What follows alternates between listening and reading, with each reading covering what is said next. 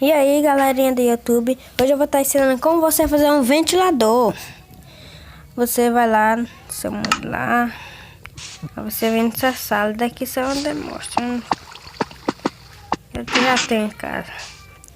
Aí você vai precisar de um muro, de uma parede de pedregulho, de um invocador de monstro, de um invoca guardião, de um alcapão de madeira, de um alcapão de ferro.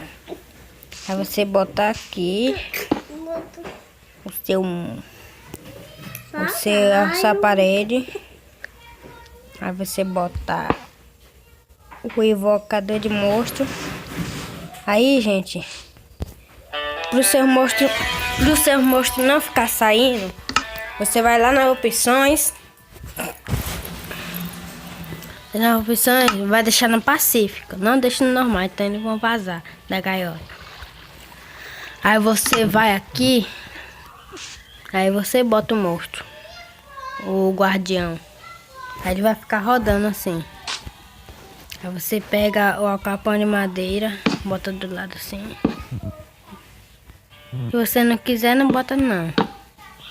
É só pra ele não fugir, não. Você bota aqui, aí fecha. Aí debaixo você bota